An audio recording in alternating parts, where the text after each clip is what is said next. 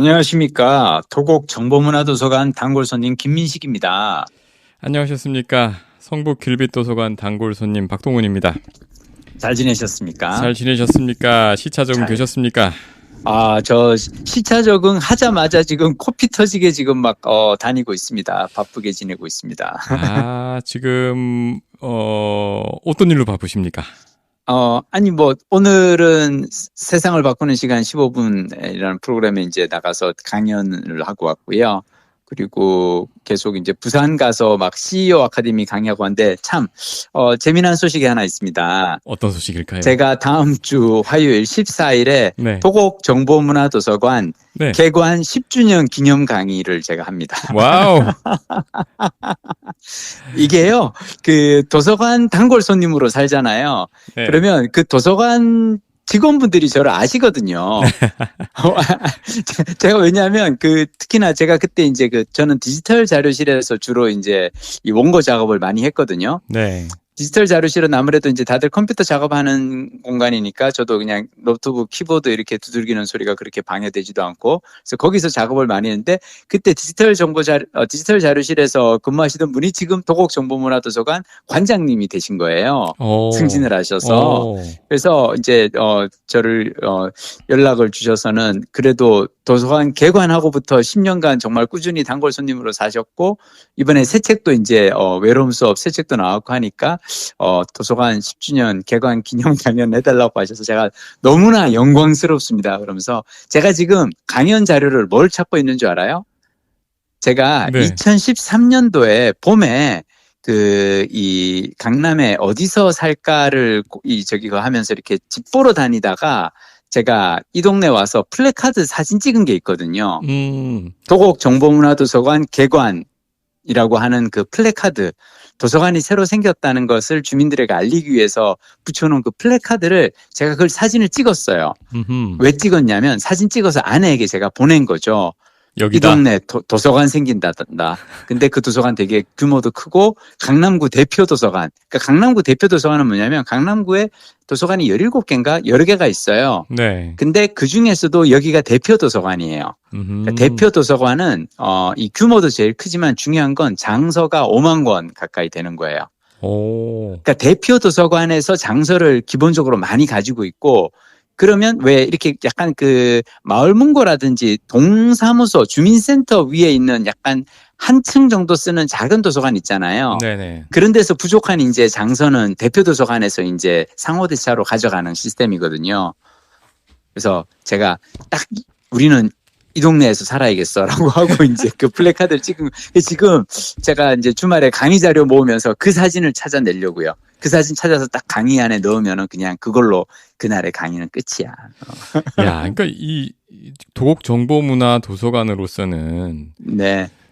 그러니까 이 김민식 작가는 우리 도서관이 나서 기른 작가잖아요. 그렇죠. 네. 예, 네. 이런 스토리도 네. 이 도서관으로서도 작가로서도 갖기 힘든 스토리 아닙니까? 사실은 그렇죠. 저는 그래서 우리 박동원 부장님이 내가 빌린 책이라는 팟캐스트를 이렇게 제안을 해주셨을 때 너무 반가웠던 이유도 그렇고, 전 진짜 그리고 그 10주년 개관 기념 그 강의 제목이 뭐냐면 네. 내 인생 최고의 선물 도서관이에요. 그리고 제가 2013년이니까 하필 그때가 제가 정말 힘든 시기였잖아요. 네. 2013년부터 2017년에 이르기까지 쭉 힘든 시기 동안을 저는 매일 그래도 도서관에 가서 책 빌려 읽고 주말에 거기서 원고 작업하는 그 나국으로 버텼고 거기서 쓴 책을 이제 3권이 다 이제 도서관에서 저는 다 작업을 한 책들이거든요. 네. 저는 희한하게 집에서는 원고 작업이 안 돼요. 왠지 도서관에 가야, 여러분도 그런 거 있지 않나요? 도서관에 가면 왜 다른 사람들 다 공부하고 있잖아. 네. 그럼 나도 공부를 해야 될 것 같은 느낌. 다들 일하고 있으니까 나도 일하는 느낌? 야, 이거 갑자기 그런 생각이 나는데, 네. 유명 작가들이 나중에 네. 이제 대작가가 되고 나면 네. 그분이 작업하던 그 카페. 그렇죠. 네, 그렇죠. 카페에 그분이 앉던 자리. 그렇죠. 항상 이렇게 거기 뭐 붙여놓고 맞아요. 사람들이 가서 앉아보기도 하고 맞아요. 거기 마치 그 연구 결번 맞아요. 뭐 야구 선수 연구 결번처럼 해가지고 그 있잖아요. 네. 카페는 그런 데는 그것도 좀 재밌겠네요. 봤어도 도서관에는 그런 건 또 처음 봤는데 부디 대작가가 되셔서 그런 기록으로 이어지길 바랍니다. 아, 근데 지금 박동훈 부장님 말씀 듣다 보니까 제가 눈에 선하게 떠오르는 그 장면이 있어요. 네네. 뭐냐면 저는 그 디지털 도서관, 디지털 자료실에서도 노트북석이 따로 있거든요. 네. 그 노트북석은 창가의 자리에 있어요. 네. 그러면 그 창가에서 맨 오른쪽 끝자리가 제 자리였어요. 지정석. 그게 왜 지정석이 가능하냐면 제가 아침에 제일 먼저 가잖아요. 네. 9시 문 열자마자 가서 그리고 거기는 가자마자 자리를 이렇게 로그인하고 들어가서 회원가입하고 들어가서 그 자리를 이제 몇 시부터 몇 시까지 사용 시간이 정해져 있거든요. 하루 5시간. 그러면 제가 딱 하는 게 뭐냐면 9시부터 12시까지 3시간을 딱 해요. 그리고 12시 되면 나와서 밥 먹고 집에 가서 낮잠 한숨 자고 토요일 날 그리고 다시 2시부터 나가가지고 2시부터 4시까지 또 딱 2시간 작업하고 그러고 돌아오는 거거든요. 그러니까 항상 그랬던 그게 저는 지금 얘기하시다 보니까 그 시절 그 모습이 서정한하게 그 공간이 떠오르네요. 야, 그러니까 2023년 그렇죠. 3월 네. 14일. 네. 그날 무슨 날인데? 화이트데이. 그 도곡정보 도서관. 네. 도곡정보 문화도서관. 문화도서관.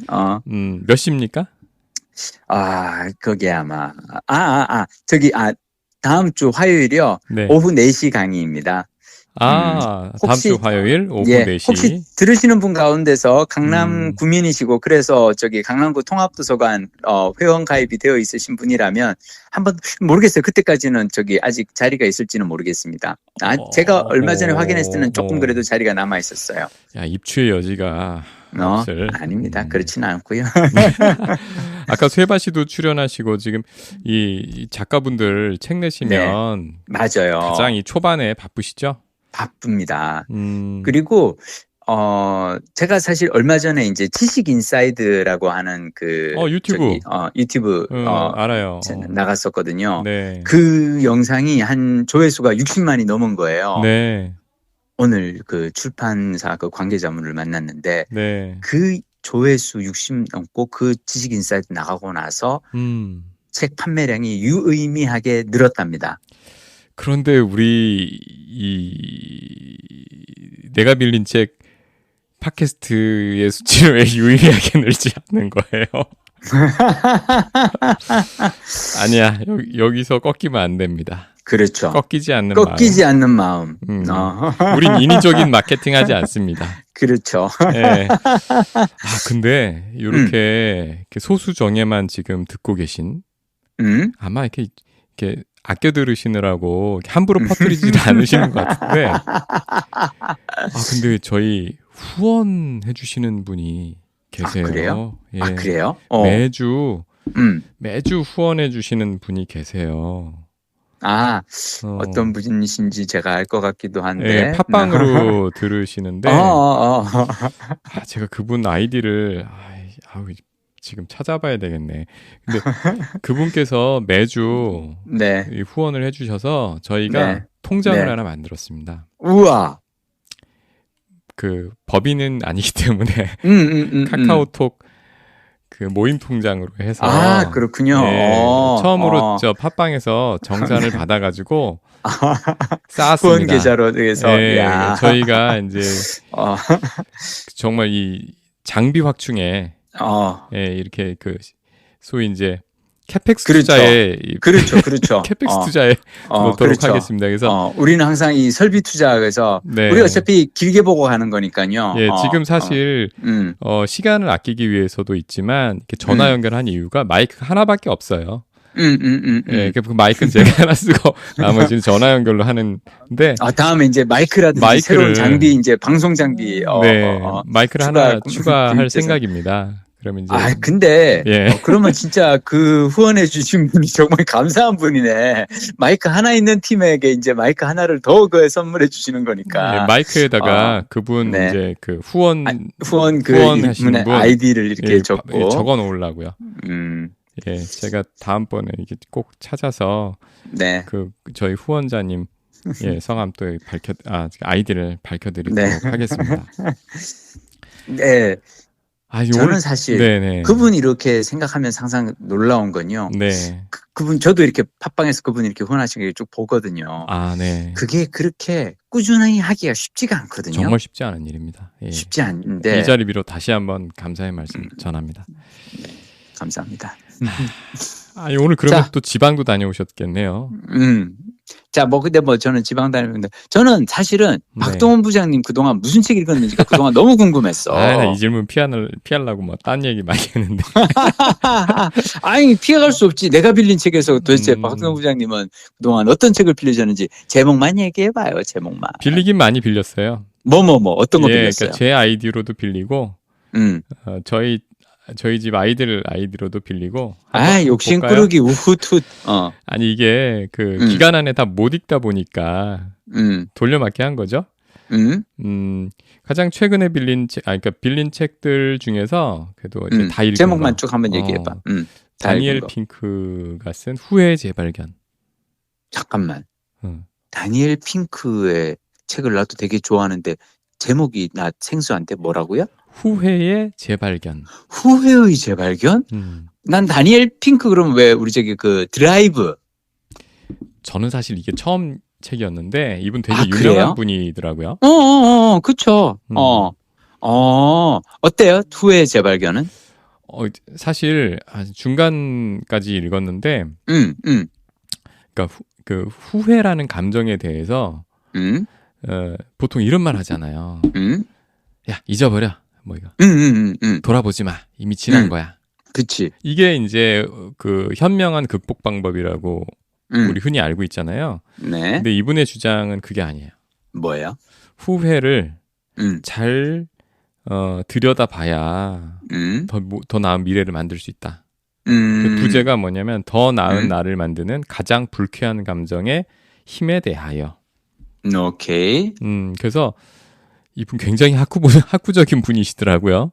네. 이 후회라는 감정을 이거 어떻게 미래로 나아갈 힘으로 삼을 것인가? 어떻게 그게 가능해요? 그거를 어마어마한 규모의 리서치를 합니다. 설문조사, 인터뷰, 그래서 그걸 바탕으로 해서 굉장히 논리적으로 이 후회라는 거 그냥 그렇게 잊어버리고 끝낼 게 아니다. 이거를 어떻게 잘 나중에 지나고 난 후에 잘 들여다보고 또 마치 씨름할 때 적의 힘을 이용해서 대치기 위해서 이렇게 이기는 것처럼 그렇게 하면 되게 현명한 삶을 만들 수 있다. 그런 책인 것 같습니다. 중간까지만 봤습니다. 제가 그냥 언뜻 듣기로 그냥 느끼는 거는 약간 복기의 중요성. 비슷한 거예요. 그쵸? 네. 그러니까 이게 왜 바둑 고수들이 저는 사실은 바둑 고수들 정말 대단하다고 생각하는 건 뭐냐면 이 대국이 끝나고 나면 딱 앉아서 그 자리에서 복기를 하잖아요. 네. 근데 사실은 그게 진 사람 입장에서는 너무너무 고통스러운 과정일 것 같은데 말이야. 졌으면 그냥 얼른 손 틀고 집에 가고 싶은데 앉아서 하나하나 다시 두면서 자기가 어디서 뭘 실수했는지를 복기를 하잖아요. 네네. 그 중요성 약간 후회의 재발견도 비슷한 얘기 아닐까요? 맞아요. 그래서 이 책이 꽤 두께가 있는 책인데 읽다 보니까 그러니까 이분은 그 책의 많은 부분이 요거를 학문적으로 증명하기 위해서 그러니까 되게 많은 사례와 그다음에 그 조사 연구 그걸 어떻게 했는지에 대해서가 좀 길어요. 그렇구나. 네, 그래서 약간 좀 건너뛰면서 봐도 결론으로 바로 가도 이분이 충분히 증명했을 테니까. 그렇지. 예, 그래도 좋을 만한 책이고요. 2022년에 나온 책이더라고요. 그래서 아마 2022년이면은 김 작가께서 못 보셨을 그렇구나. 재밌다. 예, 그래서 이게 근데 한국경제신문에서 나왔네요. 네. 하여튼 이 책을 지금 항상 보고 있고요. 잠깐만요. 네. 제가 지금 얘기하셨으니까 네. 제가 다니엘 핑크를 제가 제 블로그에서 검색을 했어요. 제가 왜 아까 드라이브라는 얘기를 했잖아요. 네네. 드라이브 이 책을 제가 되게 열심히 읽었었고 이 책을 제가 2013년도 2월 12일이다. 와. 블로그에 올린 날짜가. 그 도서관에서 막 읽으신 거 아니에요? 2014, 아니에요. 그 전에 내가 땄는데 이 책의 그 부제가 뭐냐면 드라이브. 창조적인 사람들을 움직이는 자발적 동기부여의 힘. 이 책을 제가 그때 참 읽게 된 게 회사에 저의 친한 후배가 저한테 이 책을 권해주면서 뭐라고 얘기를 했었냐면, 네. 그때 당시에 회사에서 뭐 했냐면, 이 평가했었어요. 막 이제 애들 역량 평가해가지고 성과에 따라서 성과 급제한다고 막 그랬었거든요. 근데 그 친구가 제가 이제 그때 예전에 이제 노조 집행부에 있었으니까 저한테 와서 입에 거품을 물면서 성과 급제를 하는 게 정말 무의미하다. 왜냐? 경제적 인센티브가 창의성을 파괴한다. 이 얘기를 이제 저한테 하면서 이거를 근데 나는 우리가 그냥 생각하기에는 왠지 왜 이렇게 창의성을 막 이렇게 경제적 회사에서 인센티브 주면 더 열심히 일할 것 같잖아요. 네네. 근데 그렇지 않다고 하는 거예요. 오히려 돈을 주고 성과를 이렇게 막 하는 것보다는 그냥 일 자체의 재미를 쫓도록 놔두는 게 창의성을 키우는데 더 좋다는 거죠. 그게 어려우니까 돈으로 때우려 하는 거죠. 그렇구나. 근데 이거를 선배를 주셨나요? 국장님 드려야지. 다니엘 핑크의 원래 대표작은 하여튼 제가 알기로는 드라이브이고요. 네. 이 후회 재발견도 한번 찾아 읽어보겠습니다. 또 다른 책은? 다음 책. 그 다음 책 그러니까 아마 이 다니엘 핑크 후회 재발견인지 다른 책인지 하여튼 최근에 읽은 책에 서문에 추천사를 쓰신 분이 송기령 다음 소프트인가? 송기령 부사장 맞시죠? 네. 예, 그분 책도 너무 재밌죠. 이분이 추천사를 쓴 책은 비즈니스의 미래네요. 야마구치 슈가 쓴 비즈니스의 미래. 야마구치 슈, 철학은 어떻게 삶의 무기가 되는가. 맞습니다. 저는 지금 송기령님 그러길래 제가 방금 제 책장에서 꺼낸 책이 그냥 하지 말라. 맞아요, 이 책 너무 좋잖아요. 이 책 큰 당신의 모든 것이 메시지다. 맞아요. 이 책 말씀드리려고. 그래요? 네, 그냥 하지 말라. 그냥 하지 말라. 그냥 하지 말라가 아마 송기령 이 부사장 요분에 이분이 이제 빅데이터 분석 그렇죠. 이걸로 유명하셔서 소위 이제 본인을 마인드 마이너라고 규정하시는 분이잖아요. 맞아요. 이제 SNS에 흩어져 있는 사람들의 흔적을 그렇죠. 통해서 이 시대 트렌드와 사람들의 마음을 읽는 대중의 마음을 읽는. 근데 이분의 최신작이 방금 말씀하신 그냥 하지 말라. 맞아요. 요걸 겁니다. 그래서 그 책 너무 괜찮아요. 네, 이분이 이 비즈니스의 미래의 추천사를 쓰면서 거기에 자신의 책을 언급을 하셨더라고요.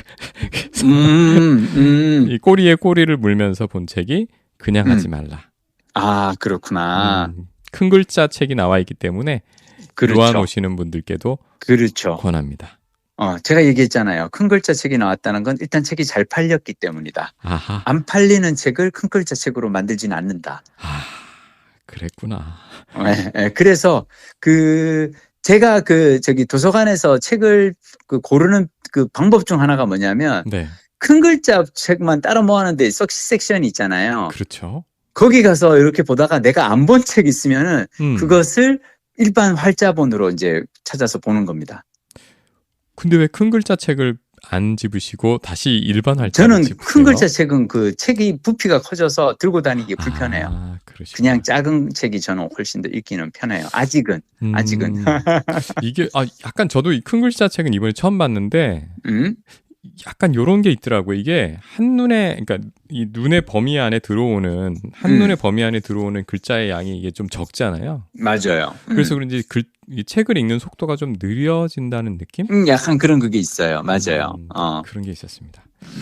그리고 50 나는 이제 다르게 읽는다. 저 이 책 되게 재밌게 읽었어요. 50 나는 이제 다르게 읽는다? 저자가 누구예요? 박균호라는 분인데요. 박균호 선생님, 잠깐만, 그분은, 잠깐만, 얘기해보세요. 그 책에 대해서 얘기해보세요. 내가 정말 재밌는 게, 박균호 쌤에 대해서 내가 블로그에 글 쓴 게 있을 거야. 그분 책 이름 찾아야 돼. 잠깐만. 일단 한번, 50 다르게 읽는다 어떤 내용이었어요? 이분이 학교 선생님이신 것 같아요. 네. 저는 이분 유명한 작가인지 몰랐어요. 그분 전작이 괜찮아요.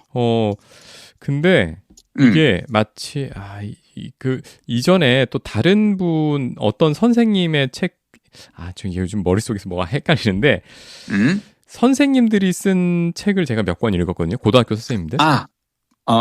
얘기하세요. 예, 이분도 그런데 굉장히 깊이가 있고 좋더라고요. 근데 요 책 어떤 스타일의 책이냐면 부제가 도스토옙스키부터 하루키까지 우리가 몰랐던 소설 속 인문학 이야기입니다. 이야, 재밌네. 이게 뭐냐면 이분이 굉장한 다독가신 것 같아요.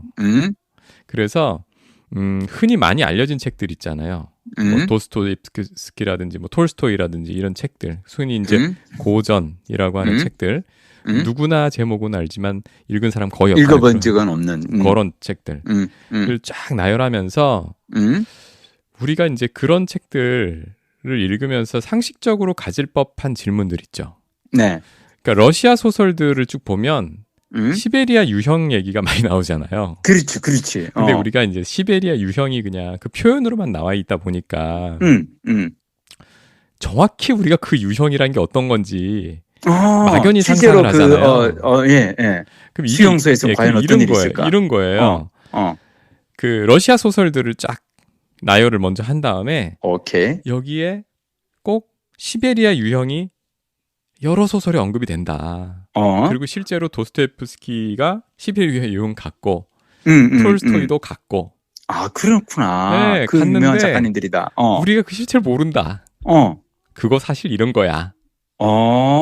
그래서 당시에 누가 어떤 일로 시베리아 유형을 가며 러시아는 왜 당시에 시베리아 유형을 그렇게 많이 했기 때문에 여러 명이 갔을 거 아니에요. 그러니까요. 남발했으며 실제로 그 안에서 어떤 일이 있었으며 이런 거를 갖다 쫙 해설해 주는 거예요. 그러니까 소설 뒷담화 얘기네. 그러니까 이걸 보고 나면 시베리아 유형이 구체적으로 어떤 건지를 알게 되잖아요. 그러니까 그거의 이제 의미를 좀 더 깊이 있게 소설을 이해하게 되는 거죠. 예를 들면 이런 거예요. 시베리아 유형이라는 게 만들어진 이유가 시베리아가 엄청 넓은 땅인데 춥잖아요. 거기서 이제 그걸 개간해서 거기서 뭔가를 이제 그 가치를 만들어내야 되는데 그럼 그냥 거기 그냥 갇혀 있는 것도 아니고 거기서 심지어 뭐 농사를 짓고 뭘 땅을 개간을 해야 되는 거야? 그 척박한 황무지를 그냥 가서 어디 가둬놓는 게 아니고 주 목적이 일을 시키는 거야? 노역이에요, 노역. 아이고, 세상에. 그러니까 이게 자발적으로 거기서 노동을 할 유인이 안 생기니까 죄 지으면 보내서 노역을 시키는 거죠. 그게 이제 그런 게 대규모로 생기게 된 이유였고, 그다음에 요것도 신분제 사회라서 그 먼 시베리아까지 가는 방법도 신분마다 달랐더라고요. 예를 들면 귀족 출신은 마차 타고 가. 그런 거예요. 그리고 이제 계급이 낮으면 신분이 낮으면 걸어가요. 굉장히 오래 걸려서. 그리고 또 이게 엄청 넓은 땅이니까 탈출해가지고 또 뭐 미국으로 가기도 하고 뭐 되게 재밌어요. 그리고 이제 여기 또 기억나는 게 메스커레이드 호텔이라고 히가시노 게이 그렇죠. 게이인가요? 지난주에 살짝 얘기했던 맞아요. 것 같아. 그 책도 여기에서 나왔었어요. 야, 우리 이 부장님도 그러면 이 꼬리를 물고 책을 읽는 스타일이구나. 그렇게 돼버렸어요. 그래서 그 호텔이잖아요. 배경이 호텔인데 호텔이란 곳의 특수성. 그리고 왜 그 호텔의 문이 예를 들면 삼중 잠금 장치가 기본적으로 돼 있다라든가 뭐 그런 거 있죠. 예, 그래서 그러니까 이게 보면은 세상사에 대한 상식인데. 그러니까 이 메스커레이드 호텔 같은 경우에는 호텔이란 산업에 대한 얘기고요. 그 디테일을 보여주고 앞에 그 시베리아 유형 같은 경우에는 그런 역사에 관한 배경 지식을 갖춰줘서 그거를 알고 이제 고전을 대하면 입체적으로 보이는 거죠. 마치 성경 있잖아요. 성경 읽어보셨어요? 읽어봤죠. 끝까지 다 처음부터 끝까지 다 아주 오래전에 완독을 했었습니다. 20대 때. 자발적으로? 그럼요. 아, 쉽지 왜냐하면 않은데. 그 시절에는 제가 워낙 연애 목이 말랐고 교회에 가면 여자친구 사귀기가 쉽다는 얘기를 듣고 제가 근데 그냥 교회 가서 그냥 앉아 있는 게 중요한 게 아니라 그 성경의 무슨 구절에서 보면 말이죠. 근데 정말 앞부분에부터가 사실은 죽음이에요. 누가 누구를 낳고 누가 누구를 낳고 누가 누구를 낳고 한참 이어지거든. 근데 성경이 나름 그래도 에피소드로 해석을 해보면 재미난 대목들이 또 가끔 나와요. 그래서 근데 제가 왜 성경 말씀을 드렸냐면 근데 그 참 의도는 불순했으나 성실하셨네요. 최선을 다하는. 네. 옆으로 샜지만 어쨌든 제가 왜 성경 말씀을 드렸냐면 저도 이제 모태신앙 지금 뭐 잃어버린 어린 양이지만 이어서 성경 완독을 여러 번 시도했습니다만 아마 조각조각 읽은 걸 모아보면 완독일 수도 있지만 그치. 근데 전 제일 이해 안 갔던 게 이 성경이 보면 많은 에피소드가 있지만 이게 여러 번 번역된 거잖아요. 그렇죠. 그리고 사실 지나고 보면 시대적인 배경에 대한 맞아요. 그 역사에 대한 그 지식이 없으면은 어려워 이야기가. 어렵고 그거를 근데 그거를 가르쳐 주지 않은 상태에서 막 외우라고 하거나 믿으라고 하거나 이게 굉장히 불합리한 건데 거기에 대해서 의문을 가지면 불경한 거잖아요. 그렇죠. 근데 나중에 뭐 이런저런 다른 책에서 뭐 성경의 어떤 에피소드 예화를 들면서 그거 사실은 이런 역사적 배경이 있고 그 시대 상황이 이랬기 때문에 이런 뜻이야. 그렇지. 이렇게 풀어준 걸 보면 내가 이 얘기를 옛날에 들었으면 진정한 실랑인으로 거듭났을 텐데. 그런 생각이 들더라고요. 그래서 특히나 시대 배경이 다른 이야기, 다른 그 텍스트를 접할 때는 반드시 맞아요. 시대 배경, 역사 그거를 그 시대로 한번 집어넣어줘서 이제 경험하게 또 그러니까 간접 경험이라도 하고서 읽혀야 이게 소화가 되지. 뭐 그런 생각이 들었습니다. 아이작 아시모프라는 이제 미국의 SF 작가가 쓴 그 단편 소설 중에 어떤 그게 있냐면요. 네. 두 형제가 이야기를 나눠요. 그래서 말이야, 이 온 우주가 맨 처음에 생긴 거는 45억 년 전에 생겨서 빅뱅이라는 거 막 이렇게 설명을 하는데 동생이 그래요. 그거 다 적으려면 파피루스가 몇 장이나 필요한 줄 알아? 요즘 파피루스 한 장이 얼마나 비싼 줄 알아? 알았어. 그러면 45년. 알았어. 그러면 45일로 하자. 45일 동안 말이야. 우주가 생기고 그 다음에 행성이 생겨서 잠깐만. 형 그거 다 얘기하려면은 파피루스가 몇 장이 필요한 줄 알아? 파피루스가 한 장이 얼마인데? 알았어. 7일 만에 창조한 거야. 아브라함과 이삭의 대화. 그러니까 뭐냐면 이 우주의 그 생성 과정을 너무 길게 쓰기에는 옛날에는 왜 파피루스 한 장이 가격이 너무 비싸고 일일이 손으로 필사를 해야 되기 때문에 이거를 다 일일이 길게 하기 축약하다 보니까 성경이 그렇게 짧아진 거다. 아니 그러면 진짜로 그 성경의 7일이 45년이었단 말입니까? 라고 이 아이작 아시모프 작가가 한 SF에서 그냥 이렇게 농담 얘기했고요. 참고로 우리 그 박동훈 부장님, 네. 다음에 꼬리에 꼬리를 물고 읽을 책을 제가 추천해드리겠습니다. 네. 바로 그 박균호 저자님의 네. 독서만담이라는 책이고요. 이 독서만담은 그냥 지금 얘기한 거하고 비슷해요. 책에 미친 한 남자의 요절복통 일상 이야기라는 부제를 가지고 있어요. 제가요, 이 책을 지하철에서 읽다가 갑자기 폭소가 터져가지고 민망했던 적이 한두 번이 아니고요.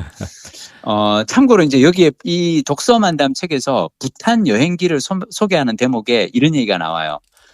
부탄에 관심 있는 여성들에게 좋은 소식과 나쁜 소식이 하나 있다. 좋은 소식은 부탄에서는 주로 남편이 요리를 전담한다는 것이며 나쁜 소식은 부탄 사람들은 외국인과의 결혼이 법으로 금지되어 있다는 것이다. 나 이거 보고 지하철에서 빵 터졌거든. 남편이 요리를 전담한다니까 한국 여성들 부탄 남자랑 가서 결혼하세요. 근데 부탄은 외국인과의 결혼이 법으로 금지되어 있다. 하여튼 약간 이런 그 책에서 그러니까 이분이 박균호 선생님이 약간 이런 분인 것 같아요. 책을 어마어마하게 많이 읽고 그중에서 온갖 재미난 것들을 웃기게 아주 센스 있게 유머러스하게 위트 있게 재치 넘치게 표현하시는 것 같아서 안 읽어보신 분들은 박균호 선생님의 독서만담도 저는 추천해드립니다. 꼭 읽겠습니다. 네. 뭐 제 리스트는 대충 이 정도 되는 것 같아요. 그 6주 다녀오시는 동안 많이는 못 읽었어요. 아유, 아니 많이 읽으셨는데요. 뭐. 그리고 제가 사실 그 읽는 제가 이 눈이 쉬 필요한 그런 게 요즘 있어서 오디오북을 많이 들어요. 오디오북 들은 것 중에서 재미난 거는? 오디오북 한번 찾아볼까요? 오디오북은 보자. 윌라를 열었습니다. 간접 광고인데 윌라에서 연락 주셔도 됩니다. 연락 주셔도 저희는 신나게 제가 저는 예스24 북클럽 쓰고 있는데 만약 연락 주시면은 그냥 윌라로 갈아탈 용의도 있어요. 제가 예스24 얘기를 많이 했는데 예스24 북클럽에서는 전혀 연락이 없어서 아직은 배부르신 분들이라 우리는 너무 이 소수 정예 이 애청자분들만 모시고 일을 하나 봐. 윌라에서는 최근에 보니까 노후 수업. 박중원 기자님의 노후 수업 너무 좋죠. 외로움 수업에서 꼬리에 네. 꼬리를 물고 하는 책들을 제가 요즘에 그런 게 있어요. 뭔가 읽어야 될 책이 있으면 일단 도서관에서 저희 성북구 상호대차가 되니까 한번 찾고요. 그 다음에 이 윌라를 한번 뒤집니다. 그렇구나. 마치 제가 예스24 북클럽을 뒤지듯이. 네, 그래서 저는 전자책으로 다 읽으니까. 네, 제가 이제 워낙 요즘은 또 볼 게 많잖아요. 그러니까 눈은 맞아요. 좀 쉬고 싶어가지고 오디오북을 하는데 그래서 꽤 많은 책들이 있더라고요. 찾아보면 노후 수업도 있었고 나이 드는 게 두렵지 않습니다. 이것도 요새 읽었고요. 그 다음에 나는 오늘도 경제적 자유를 꿈꾼다. 요것도 있었고. 청올림님 책하고. 그래도 외로움 수업을 우리 박동 부장님 열심히 읽으시고 그 안에서 또 다음에 꼬리를 물고 읽을 책들을 많이 또 건지셨네. 저는 이럴 때 되게 그 기분이 좋은 게 그래도 제 영업에 넘어가신 거 아니에요. 제가 그 외로움 수업에서 언급한 책을 보고 또 읽고 싶은 욕심이 나셨으니까. 제가 이게 보니까 외로움 수업이 책에 관한 책일 수도 있겠더라고요. 맞아요. 사실은. 그리고 가제가 노래하는 곳도 있었어요. 그리고 언스크립티드도 있고요. MJ 드마코의 이제 그 유명한 책 있잖아요. 추월 차선. 네. 그거 뒤에 나온 책인데 여기도 있었고. 언스크립티드는 어때요? 근데 이런 부의 추월 차선의 약간 개정판 같은 느낌인데 이런 책 근데 확실히 그런 게 있어요. 이 실용서 있잖아요. 실용서나 투자 관련 서적처럼 조금 이제 그 숲도 봐야 되고 나무도 봐야 되는 그런 텍스트 있죠. 네. 그건 사실 적합하진 않은 것 같아요. 오디오북으로? 네, 그러니까 맞아. 시간이 없으니까 오디오북으로 듣더라도 텍스트를 병행해서 보든가 이걸 다 보고 나서 제목이라도 한번 훑어봐야 이게 맞아요. 머릿속에 꿰지지. 맞아요. 그래서 사실 오디오북으로 가장 좋은 거는 소설. 맞아요. 네. 그리고 이제 좀 가벼운 실용서들은 괜찮습니다. 노후 수업 같은 책들 괜찮아 보입니다. 예. 그렇군요. 그래서 윌라도 꽤 이 가성비가 나쁘지 않았습니다. 저는 그 노후 수업 얘기 나온 김에 그냥 잠깐만 그 노후 수업 얘기를 조금만 첨언을 하자면 저는 그 박중원 기자님이 1990년대 말에 일본에서 특파원으로 이제 기자 생활을 하셨잖아요. 네네. 그때 1990년대 말에 일본에서 본 노인들의 삶이 너무 다들 이렇게 그냥 꿀꿀하다라고 표현을 하셨더라고요. 약간 이렇게 불우해 보여서 그걸 보고 이분이 되게 쇼크를 먹은 게 생각해봐요. 벌써 20년 전이면은 그때만 해도 일본은 왜 막 미국하고 막 경쟁할 정도로 잘 나가는 선진국이었고 90년대 말 아직까지 한국은 되게 이렇게 일본에 비해서는 경제적으로 격차가 많이 나는 이제 그 나라였는데 이런 부자 나라 일본에서도 노인들이 저렇게 삶이 불우해 보이는데 나같이 가난한 한국에서 사는 사람은 노후에 얼마나 힘이 들까라고 이분이 이제 생각을 하고 노후를 행복하게 살기 위해서는 뭘 해야 될까를 그때부터 이분이 20여 년 동안 이제 노후 생활에 대해서 고민을 하시고 그걸로 책을 쓰신 거잖아요. 네. 그래서 제가 개인적으로 저는 일본에서 나온 노후 관련 책을 많이 읽는 이유가 그들은 이미 우리보다 20년 전부터 이걸 겪고 있거든요. 네. 그래서 저는 사실 외로움 수업 책을 쓸 때도 일본에서 나온 책들을 많이 좀 참고했던 이유 중 하나가 과연 일본 노인들은 어떻게 이 외로움이란 문제를 상대하고 있나 들여다보긴 했는데 제가 보기에 아직도 이거는 그 어느 나라에서도 답은 못 찾은 것 같아요. 참 어려운 숙제 같아요. 이게 말씀하신 대로 이 노후에 관한 책들이 일본이 참 많더라고요. 네. 네, 일본에서 나온 책을 번역한 것이나 맞아요. 아니면 일본 사회를 관찰한 한국 사람이 쓴 것이 그렇죠. 네, 맞습니다. 이런 게 많습니다. 맞습니다. 그래서 제가 나이 드는 게 두렵지 않습니다. 이거는 이제 요코테 쇼타라는 분이 일본 네. 분이 이제 쓴 책이 맞아요. 굉장히 실용적인 네. 예, 책이고 그 다음에 노후 수업 우리나라 요 기자 그렇죠. 박중원 기자께서 이제 쓰신 책 두 개를 동시에 거의 봤거든요. 봤더니 어때요? 노후가 더 이상 두렵지 않은가요? 그렇진 우리 않아요. 부장님은?